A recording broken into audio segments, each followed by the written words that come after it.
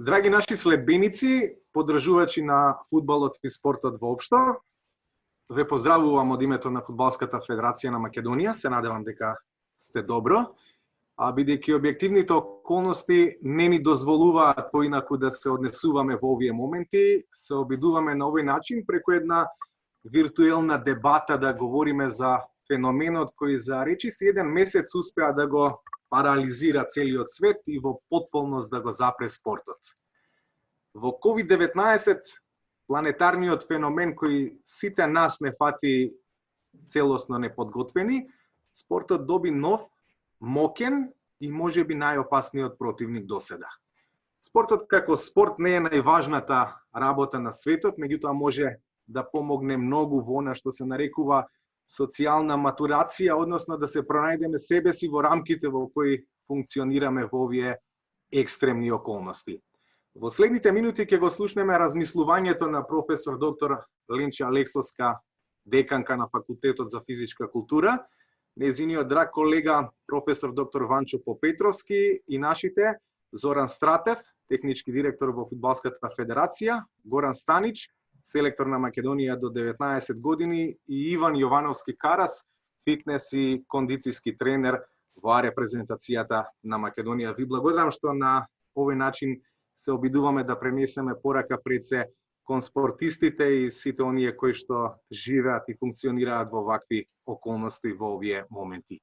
Професорке, пред нецела седмица прочита ваше пишано излагање во ова време невреме, кога животот одеднаш ни се промени, и велите, мислам дека првата фаза од ова што ни се случува е шок за сите. Секој е исклашен дека е загрозен или дека може да загрози некој друг.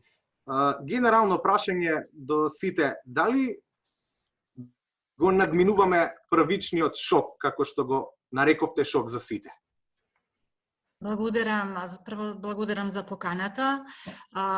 Сакам да ги поздравам сите оние што не гледаат, што не слушаат, да им пренесеме некои експертски препораки доколку е можно.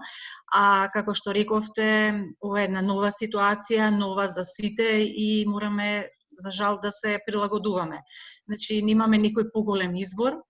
Затоа што кажав, прво беше шок. Значи, секоја појава што доаѓа и општо зло за сите, навистина е шок затоа што некој веруваше, некој не веруваше. Околните земји кои што ни ги дадоа сите податоци, им излегува со различни. Значи, излезе Кина со одреден број на податоци, каде што некако сериозно или несериозно го следевме, далеку е Кина и слично, така да не допре, меѓутоа можеби не толку длабоко сите тие информации. Но кога се случи Италија, голем број наши спортисти беа во Италија, од голем број на спортови, фудбал, кошарка и така натаму, кога луѓето на дневна база почнаа да умираат и тоа во голем број, страна навистина сериозно допре до сите нас, затоа што се може да се надмине, меѓутоа кога се работи за живот и смрт и кога ќе настана толку голем број на жртви, навистина сите добивме еден шок дека нешто сериозно се случува. Затоа и кажав во моето излагање дека секогаш кога ќе се појави некој страв, може да биде рационален и ирационален. Во оваа ситуација ние се бориме од COVID-19, а се уште не знаеме со што всушност се бориме. Ние ги знаеме сите симптоми, затоа што гледате има и атипични клинички слики и всушност како секаде да е околу нас. И сето тоа ни е условно полупознато или непознато и самото со тоа се создава стравови, анксиозни ситуации и слично. И сега после тој шок веќе секој почнува да размислува прво, нели, како да се заштити сами од себе си, бидејќи препораките на Комисијата за јавно здравје и Министерството за здравство беа заштитувајќи се сами од себе си, всушност ги заштитувате и сите други. Сето тоа беше прифатено и всушност почнавме една како ново воспитно да не кажам, образовна компонента, како ние всушност да се однесуваме. Бидејќи многу години наназад ние почнавме другачие да се однесуваме. Значи, ние сме на некој начин Балкан, каде што сакаме да се поздравиме, да се гушнеме и така натаму, а сега таа социјална компонента комплетно ја нема. Значи, немаме комуникација, немаме гушкање, немаме поздравување и значи од тој шок веќе почнавме ние сите помалку или повеќе да се прилагодиме. Мислам дека ние условно таа средна доба или како да ја кажам, кога живеевме во еден социјализам каде што имаше дисциплина, каде што се знаеа вредностите, сите норми на однесување, што е добро, што не е добро, си имаше една рамка на однесување. Некако во последните години сета таа рамка се изгуби и сега всушност жалосно или не преку ваков начин се враќаме на се она што треба да биде поставено на едни здрави основи, ама за жал во ваква неверојатна ситуација која е всушност тешка за нас. Тешка за сите, меѓутоа тешка и бидејќи ние сме од спортската фела, тешка за спортистите затоа што вие знаете колку се они хиперактивни, знаете дека вежбањето всушност им беше се како еден преоден момент за постигнување на високи спортски резултати и одеднаш се наоѓате сам во својот дом каде што истото морате да го направите, меѓутоа сега во некоја нова ситуација. Така да сега мислам дека е фаза на прилагодување на секоја личност и секоја личност мора да се избори со самата себе, да почне да има само контрола над своето однесување, да знае да ги контролира своите емоции, се она што се случува, не да се насочи дека не можам, не сакам, не можам да издржам, затоа што тоа може би во одреден момент е прибежиште, меѓутоа лошо прибежиште, затоа што во високи анксиозни ситуации после тоа доаѓа депресија и доаѓа одредени психосоматски заболувања кои што лоши ќе бидат по здравјето на човекот. Значи, ние имавме првата фаза на шок, а веќе еве применуваме на прилагодување и мислам дека прилагодувањето на секоја индивидуа полека, ама сигурно доведува до посакуваните резултати, значи да се достигне оној пик, сите да бидеме одговорни за нашето однесување, а истовремено да не го загубиме разумот и она што значи ментална и физичка вежба. Професоре Попетровски, дали психолошката рекуперација од самоизолацијата исто така е вткаена, како што кажа и Карас во едно негово излагање во личноста на луѓето, посебно на спортистите, и колку тие се поотпорни условно на ваков тип на ситуации, иако никогаш досега не се соочиле со овој тип на ситуации. Добар ден на сите, поздрав до гледачите. Мило ми е што сме заедно, се надевам дека ќе дадеме некои конструктивни препораки.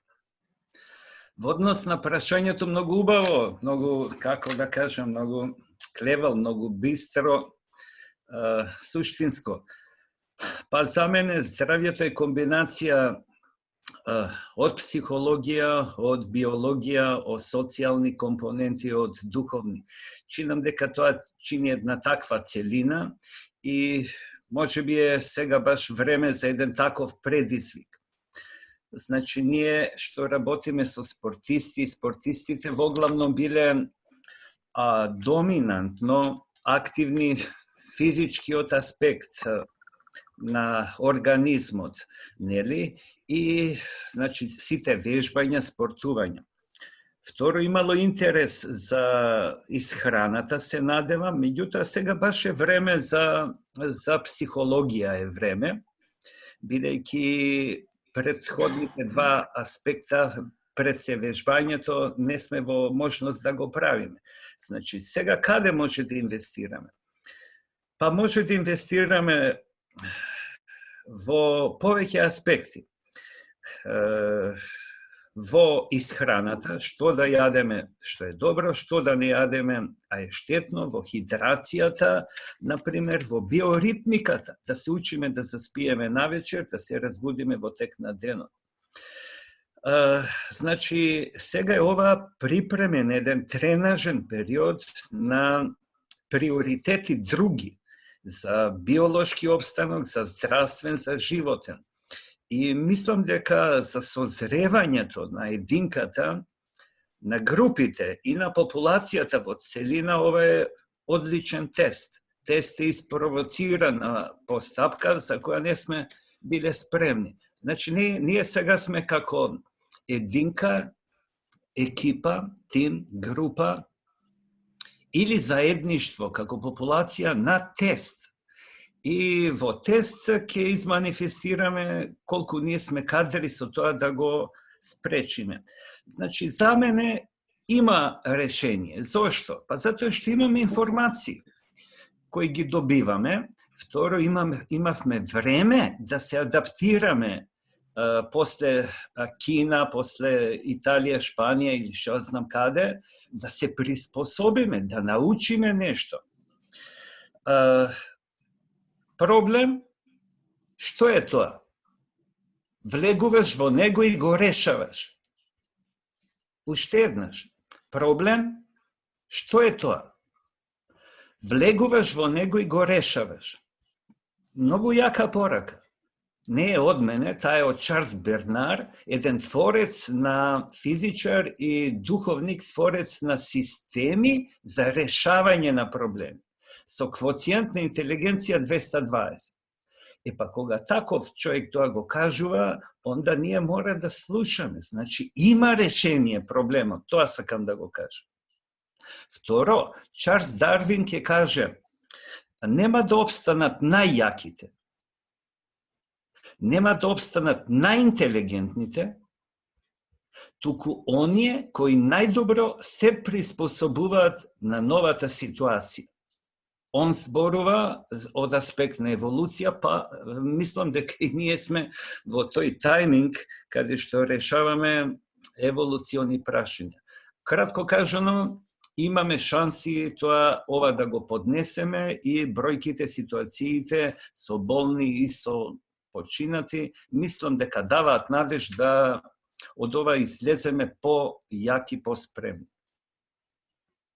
Еве едно прашање кое се однесува на Стратев, на Јовановски, на Станич, бидејќи сите вие функционирате во спортски рамки, секој ден сте биле насочени кон тренинг сесиите на фудбалерите и репрезентативците или играчите од своите клубови.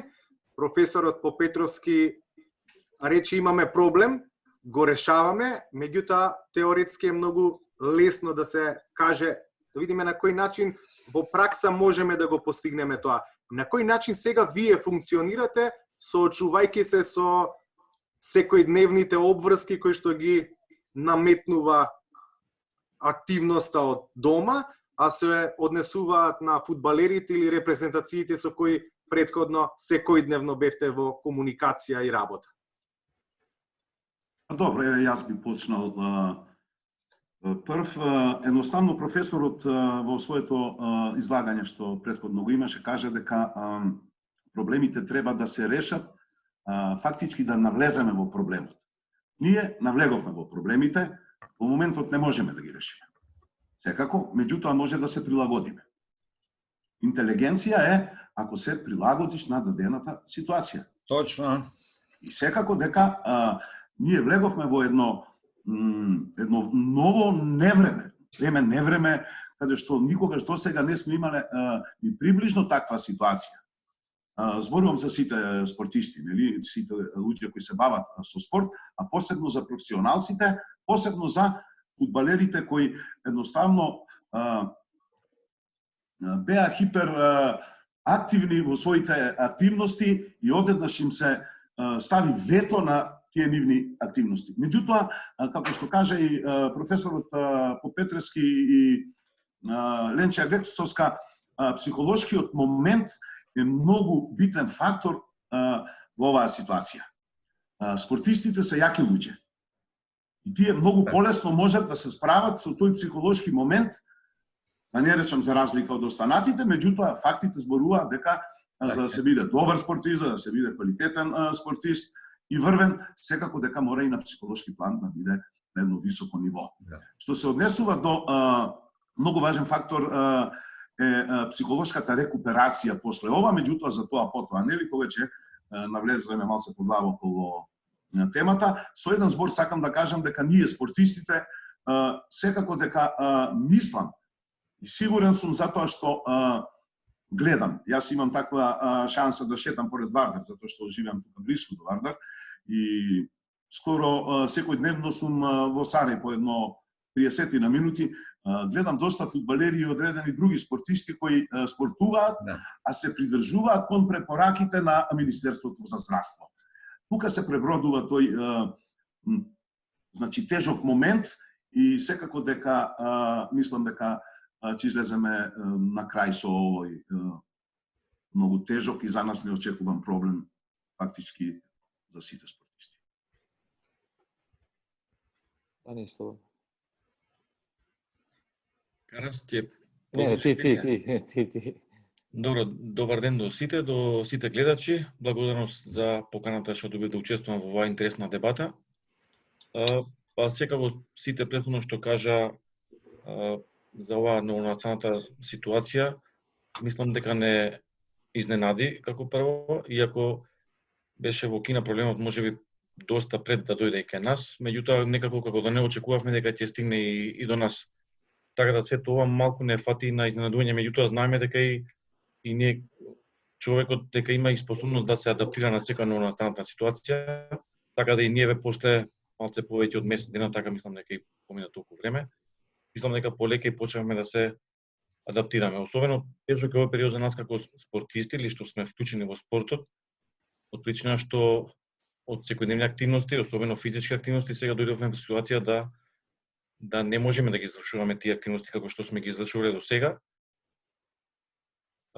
Фудбал знаеме дека конкретно збориме за фудбал, пошто и во таа област и изработени. Фудбалот е како екипен спорт, меѓутоа сега дојдовме во ситуација да тренираме индивидуално. Знае и Карас како фитнес и физички кондиционирани тренер дека е многу тешко еден екипен спорт кога треба да ги припремаш играчите индивидуално, особено во услови кога имаш ограничени и ограничен кадар и терен и инструменти алатки со кои што треба да работиш. Така да мислам дека првиот дел успешно го поминавме, доста и од спортистите, од фудбалерите конкретно се адаптира и веќе работат во домашни услови или индивидуално. Меѓутоа, како што кажа и доста кондициони тренери од Шпанија, со кои што така имам контакти од време на време, ова е еден вид полагање на мастер на физичка подготовка во вакви екстремни услови. Мислам дека после ова и после кога ќе видат резултати, мислам дека ќе имат и доста поголеми откритија фитнес тренерите во оваа област.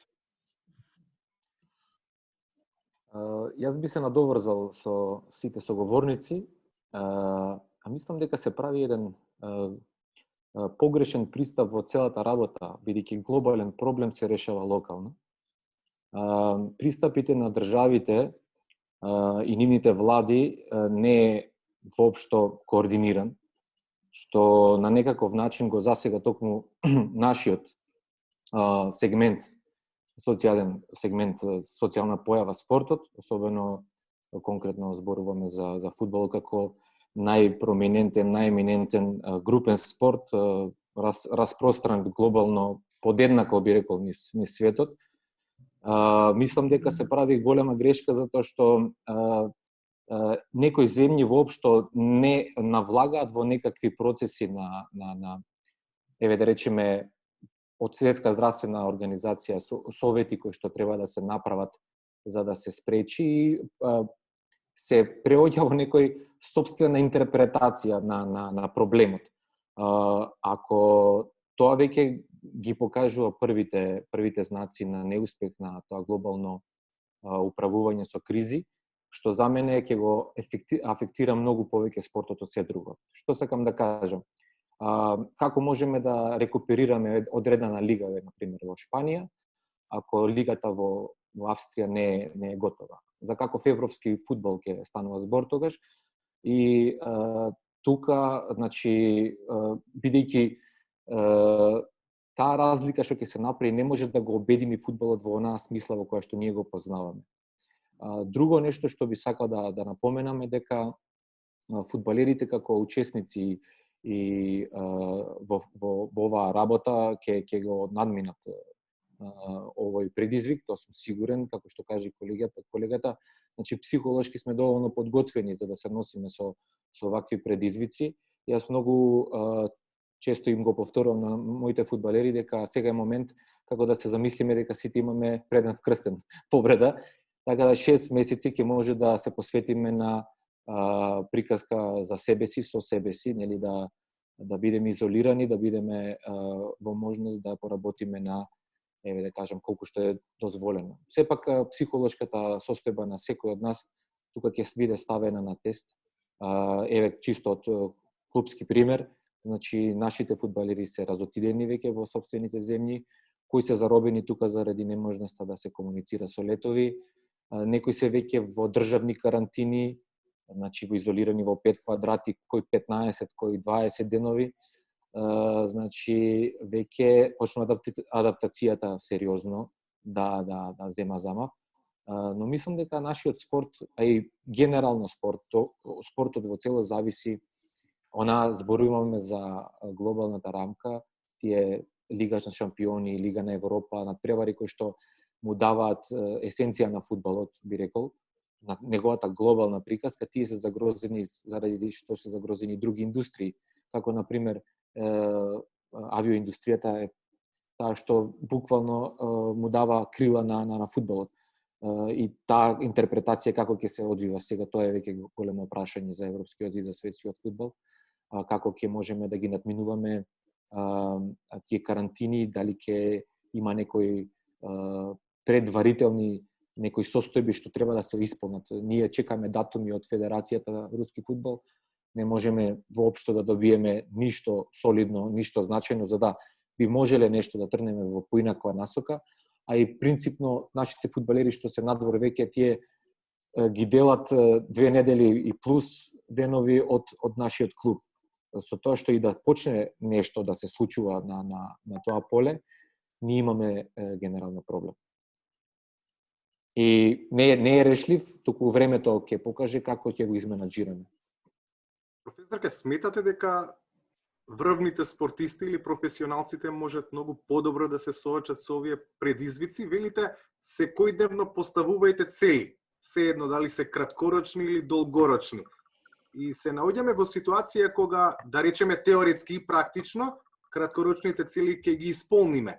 Меѓутоа, главното прашање или главниот проблем е што не знаеме колку ќе трае, до кој степен оваа ситуација, за да можеме да се надеваме дека ова може релативно брзо да се среди. Така е, не знаеме, но едно знаеме дека ќе помине, дека мора да помине. Јас кажав во неколку излагања дека човекот е најсовршено суштество на планетата. И се ова што допира до личноста на индивидуата, до личноста на секој човек. Порано живеевме многу брзо, пред ова да ни се случи. Многу малку размислувавме за себе и за тој до нас, или за другите. Некој повеќе, некој помалку. Некако егоистично бевме свртени кон се она што ни се случуваше, постигнувајќи вакви или онакви цели. Меѓутоа, ова е моментот сега да ја свртиме приказната и поинаку. Значи, не само со стравови, не само дека може да ни се случи или да не ни се случи, него можеме да ја свртиме приказната многу едноставно. Прво ние да се запрашаме кои сме, што сме, колку можеме да постигнеме, што сме постигнале, колку сме помогнале на другиот, колку сме го респектирале другиот. Така сме создавале ние нација, така сме создавале традиција. Преку индивидуалниот капацитет на секоја личност ние сме создавале општо добро. Значи сме ја создавале културата на еден народ. И сега сето тоа индивидуално, а после тоа колективно, ние можеме повторно да се вратиме на многу вредности, за жал што ги изгубивме. На друг начин, би сакала да кажам во однос на возраста, вака многу едноставно, дека треба да ги слушаме препораките. Меѓутоа, што е да со адолесцентите, замислите кога имате 15-16 години, кога вие сте ратоборни, кога вие не можете да се справите со своите емоции, кога сакате да се дружите, кога се појавува љубовта кон спротивниот пол, значи тој социјален фактор сега го нема и како да се справат тие со прашање е тука е она што ние секогаш го препорачуваме, семејството, дека е основната единица за создавање на карактерот, на темпераментот, нели, кој што е наследен и така натаму, за да се пренасочи за добри индивидуи. Зашто велиме, прашањето ви беше исто на почетокот во однос на спортистите. Дали спортистите можат полесно ваквите цели да ги прилагодуваат? Знаете зашто е тоа така? Затоа што спортистите во својата психолошка подготовка немаат друг пат. Значи имаат само еден пат да поставуваат секојдневни цели, а да мечтаат дека ќе ја постигнат долгорочната цел. Па видете, и не морате да бидете спортист. И ние сега си поставуваме краткорочни цели за да обстанеме, за да не отидеме во другата насока, да не фатат стравови, анксиозни ситуации, депресии и да западнеме во една длабока грижа за целава ситуација, туку секојдневно ние го подкрепуваме со поставување на цели и завршување на тие цели. И тука би можел Карас да каже многу соништа ќе бидат згаснати или сопрени, спортот и уметноста се одраз на позитивна вибрација на општеството, спокојството и благосостојбата. Ако грешам, Караш, слободно можеш да ме поправиш. Не згаснати, сопрени. Не, зборот за згаснати излезе во случај, еве, конкретно во нашиот клуб. Неколку луѓе веќе сака да ги прекинат договорите, не можејќи да, значи, има и такви негативни моменти, позитивните што, еве, например, Горан, од неговите, зборуваме за Горан Пандев, како, нели, човек кој што имаше други планови, па сега ги чека во друг временски период да се појават шансите да се случи тоа. Така да ги имаме двете крајности. Позитивниот дух секогаш и адаптибилноста кон новонастанати ситуации дефинитивно ќе вроди со плод и фудбалот ќе си го врати сјаот. И животот е борба. На кој начин, Стратев, се бориме ние како фудбалско семејство? Дали сме во постојана комуникација со фудбалерите, со академијата која функционира во рамки на федерацијата, бидејќи таму партиципираат немал број на деца? Да, секако дека имаме одредени проблеми во глобала со целиот фудбал, нели? Меѓутоа, што се однесува до фудбалската академија на ФФМ, како што знаеме, образовниот процес е прекинат, исто така и тренинзите се во прекин. Меѓутоа, како впрочем што и сите фудбалери во моментов тренираат индивидуално, така и нашите фудбалерчиња од фудбалската академија имаат добиено план за работа и работат. Меѓутоа, морам да кажам дека сето тоа е импровизација. Фудбалот е колективен спорт, каде што треба да се работи групно и колективно. Индивидуалната работа може само да помогне да се одржи формата на едно средно ниво. Дечињата ги извршуваат своите задачи во комуникација со тренерите, секој дневно прашуваат кога ќе се вратат да тренираат заедно. Иако знаеме дека е тоа многу тешко, нашите тренери секако дека се свесни и совесни, ги контактираат скоро секој дневно, работат по одредена програма, како што впрочем работат и сите преку одредени апликации. Меѓутоа, мислам дека сепак теренот е за фудбал и секако дека индивидуалните тренинзи кои сега ги извршуваат скоро сите фудбалери од сите клубови. Според мене, индивидуалните тренинзи се дополнителна работа од редовните тренинзи. Значи, тие и во текот на тренажниот процес, кога е нормална ситуација, фудбалерите работат 2 до 3 пати неделно индивидуални тренинзи за да ги подобрат своите перформанси.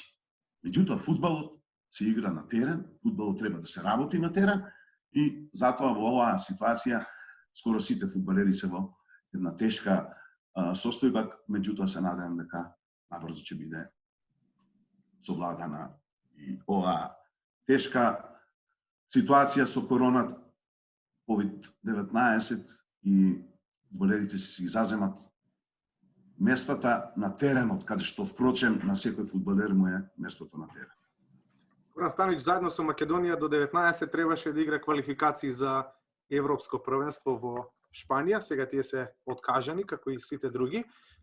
Како тренер, како селектор, колку време би барал за нова подготовка, за целосна подготовка на тимот пред да се впуштат во оган, да се вратат на терен, например? Па добро, како за сите, така и за нас. Мислам, ова ги има ефект врз сите репрезентации кои се пласира во таа елитна група.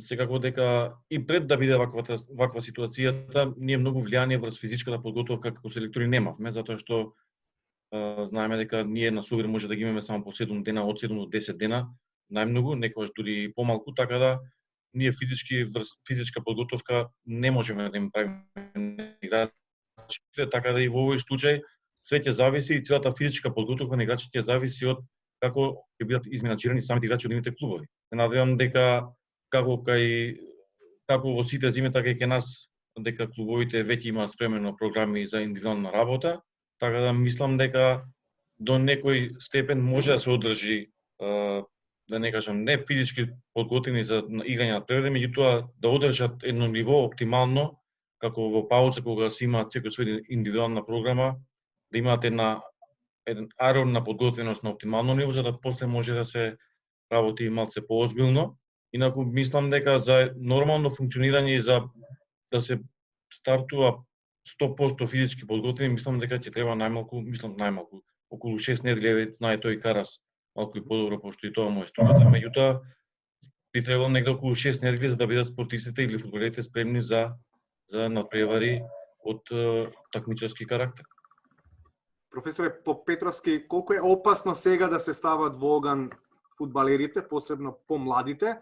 Сите знаеме дека имаат индивидуални програми за работа и веројатно на хартија и ги почитуваат, меѓутоа сето тоа е врел костен. Колку е опасно фудбалерите да се стават во ситуација да се појават на терен на надпревар со двонеделни тренинзи и да се однесуваат како ништо да не било? Па опасно е, мислам дека нема потреба да се елаборира, затоа што ние фактички нема да ги ставиме. Оваа работа ќе потрае некое време и кога ќе бидеме активни повторно со тренажните процеси, тоа постапно ќе го средиме. Вие како соговорник многу сте ми интересен и провокативен, Златко, па ја за друго би се навратил. Кажавте дека во моето обраќање е многу теоретски, тоа кажам. Еве, јас сега ќе се обидам тоа да го аргументирам практично.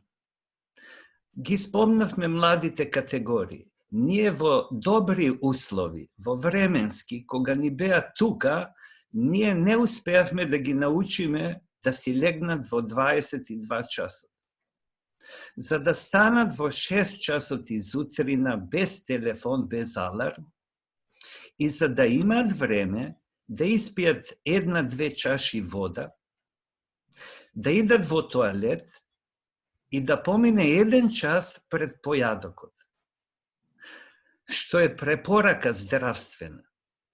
Значи, јас не би зборувал сега за потенцијалните надпревари кои нема да ги имаме, него ова е обраќање кон нив. Значи, нашите дечиња стануваа во 15 до 7 или 7 изутрина, во 7 доручкуваа, уште со затворени очи, одеа на училиште. Не биѓава ни здравје, ни спорт така. Мојата препорака кон нив, ако ова цело наше обраќање е кон нив, било помлади или постари. Сега е време за тренинг за спивање. Сега е тренинг за време за будење. Сега е тренинг за дневник на активности, како ние овие 24 часа ги исполнуваме. Пак ли со телефоните? Јас би им советувал, еве практично. Дечиња, спортисти, фудбалери, учете јазик. Еден знаете, учете го вториот. Читајте техника, читајте техника за фудбал. Ве интересира кондиција, симнете од тоа интернетот, учете за кондиција. Ве интересира исхрана, применувајте ја, идете, направите во кујната една едноставна салата. Измите ја, скинете ги ливчињата, ставете тамо некој зејтинче, ставите некој лимонов сок. Дечиња, спортисти, направете си салата, обично. Помогнете на мајката таму на кој ви готви, исчистете, влезете во процесот на подготовка на она што вас ќе ви биде како градба, функција, здравје и спортисти. Значи, многу предизвици за мене постојат во секојдневието. Од штетната храна избришајте ги тие таму со конзерванси, бои, со вештачки стабилизатори. Најдете адекватна замена. Фрлете го чипсот и смокито, научите се да варите компир. Измите го, излупете го, сварите компир едноставно. Значи, видете кај се судираме ние. Ние летаме во облаци со високи физички, технички, тактички, психолошки перформанси, а не знаеме да си исцедиме еден лимон и да му ставиме една лажичка мед, малтекс или маџон и да го испиеме сето тоа, наместо она од лименките. Значи, јас се обидувам да ги провоцирам нашите спортисти дека имаат X конкретни работи. Нашите мали дечиња не јадат лук. Ја би ги етикетирал. Абе, дечиња, пројадовте ли лук? Кромит, пројадовте ли? Лично им се обраќам. Прас, пројадовте ли? Рен, дали сте чуле? Епа, дечиња, фудбалери, спортисти. Зошто ова ви го кажувам? Има 3 опции за решавање на ова вирусот. Вакцина ќе нема. Треба година и пол, кажува професорот Марковски. Не ја чекаме вакцината. Вирусот може сам да се повлече. Дај Боже, ако дојде лето, може ќе се повлече. Ама првото и второто не зависи од нас. Што зависи од нас и од тебе, читателу, слушателу, гледачу, спортист, фудбалер? Да се грижиш за општиот имунитет.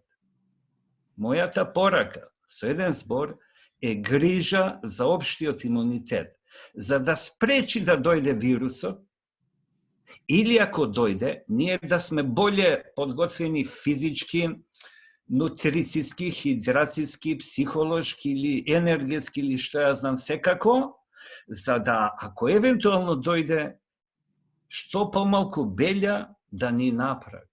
Значи, јас можам, имам желба и на малите дечиња од Академијата им испратив една цела низа на препораки што да отфрлиме како штетна храна, што да хидрираме, каква храна здрава да земаме и кои активни храни во овој период да ги практикуваме, за да од сето ова ние излеземе позрели, поосознаени. Проблемот ни е за развој.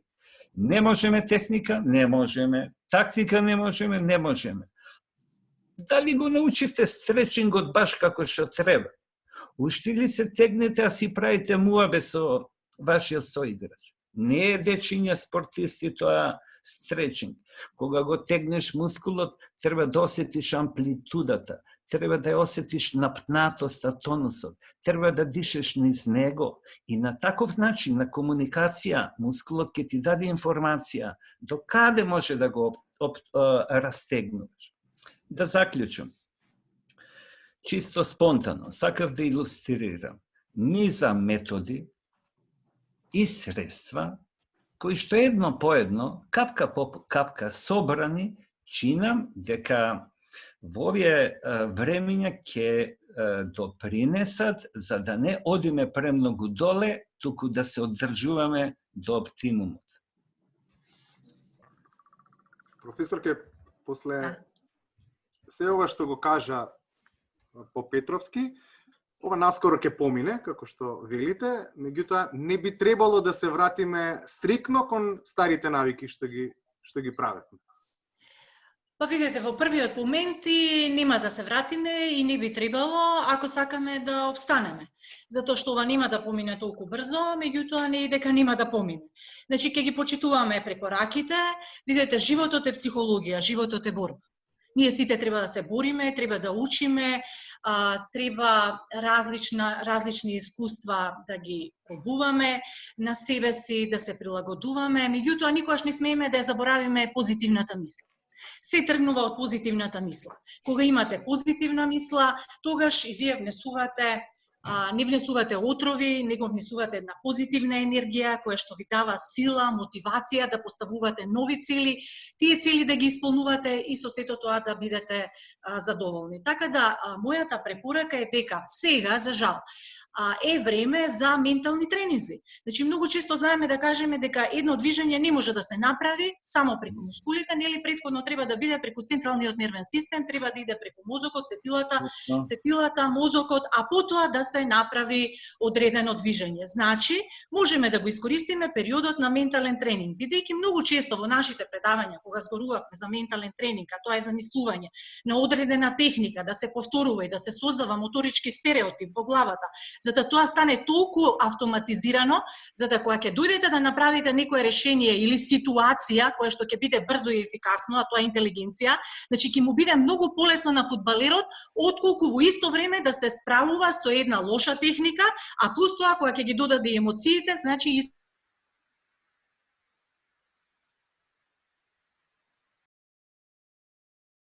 го организира Фудбалската федерација, да имаат позитивна мисла, да поставуваат цели, да ги решаваат цели, да ги исполнуваат целите и секојдневно да прават ментални тренинзи, само така ќе станат посилни во изведувањето и на физичката, и техничката, и тактичката подготовка.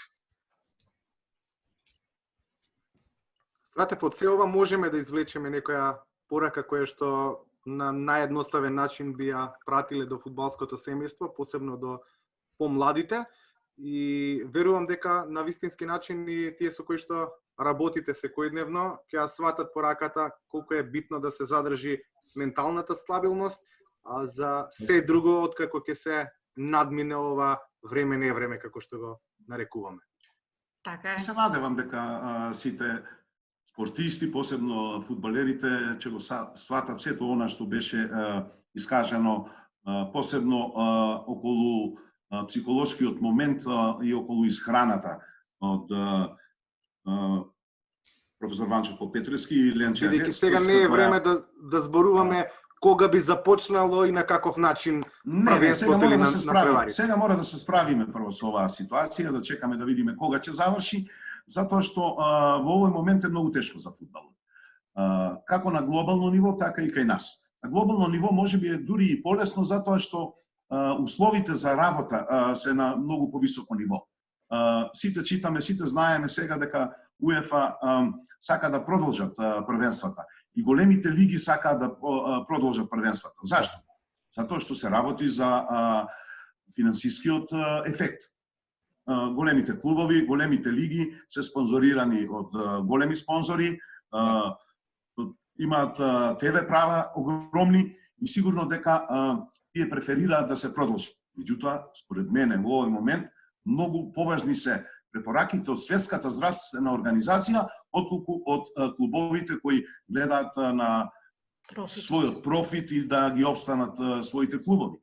Меѓутоа, по цена на здравјето на фудбалерите, секако дека не се слагам со тоа. А што се однесува до нашето првенство, мораме да почекаме, да видиме како ќе се одвива ситуацијата, да ги почитуваме препораките од Министерството за здравство и сигурно дека ќе биде многу тешко. Затоа што ако некаде низ светот може да се играат надпревари во јули и август, кај нас сигурен сум дека тоа не може да се случи, затоа што знаеме какви се температурните моменти во тој период и секако дека е малку чудно да се настави ова првенство, иако УЕФА предлага да се заврши за да почне новото. Меѓутоа, мислам дека фудбалерите никогаш досега едноставно не се случило да имаме два подготвителни периоди за едно првенство. Нашите екипи имаа подготвителен период и сега имаме после месец дена пауза, каде што ќе ни требат најмалку уште 3 до 5 недели, во зависност од ситуацијата и условите кои ги има секој клуб, да се подготват за понатамошно надпреварување, кое не знаеме што би донело.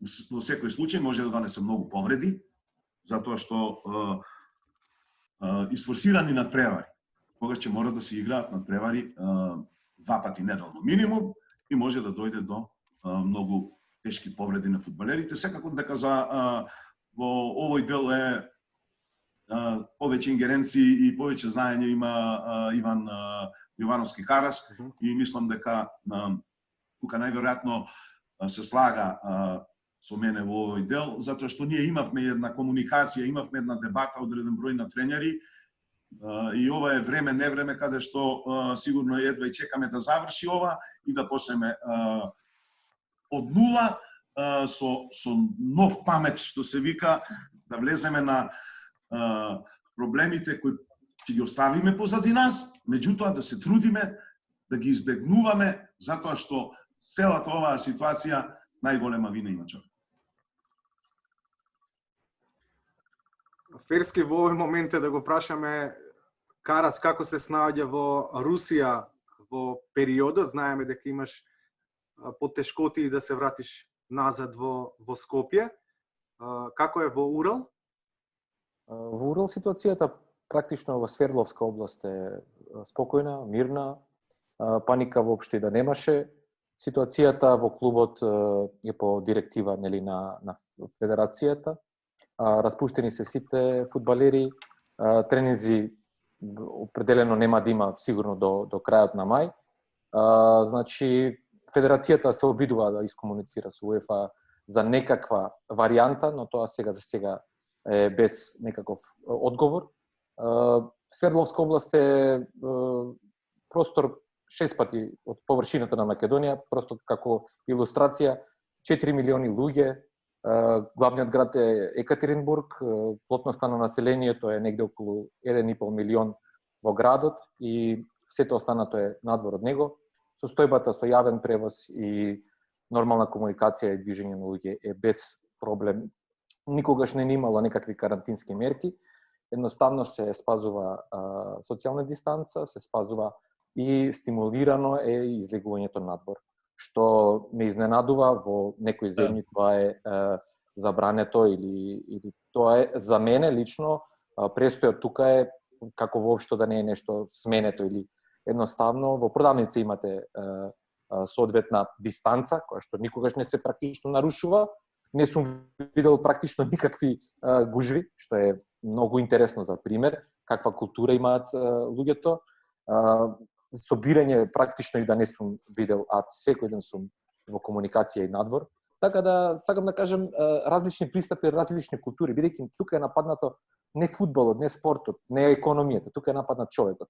Нападната е неговата култура на движење, нападната е како се однесува во социјалните кругови, неговите лични навики, хигиенски навики, значи навики на опстанок и така натаму, значи сите тие кога ќе ги земеме ја формираат и таа душа на човекот, поентата за живот, значи стремежот за одење напред, за растење. Значи сега тоа е некако на некаков начин запрено и ние мора, за мене најголемата грешка што ја прави човекот е што на еднаков начин не пристапуваме секаде на исто ниво. Значи ни сите земји, затоа што така и многу полесно ќе го вратиме фудбалот, неговата глобална компонента, неговата компонента на спојување, затоа што, знаете, фудбалот има димензија на Марсовото поле, на вниманието на гледачите, на една есенција на душата, која што ние не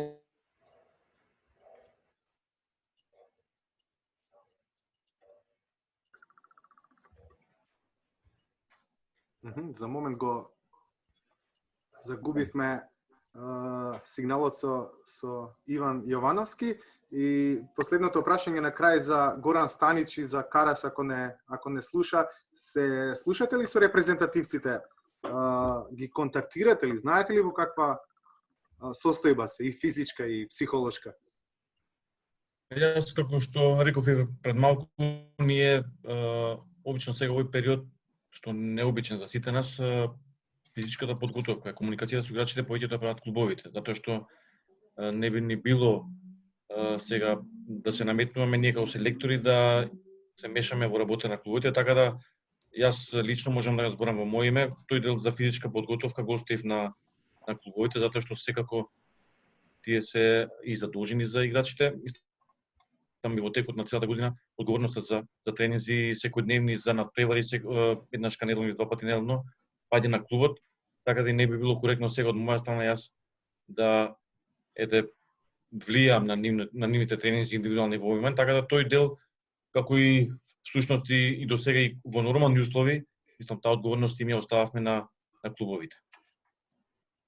Ви благодарам од се срце што бевте дел од овој начин на комуникација, на разговор, на споделување одредени одговори на битни и суштински прашања и на крај не забравяйте насмевката и позитивната мисла. Ви благодарам што се видовме на овој начин. Останете во добро здравје. Благодариме на поканата. Чао. Благодариме, пријатно. Видите дома.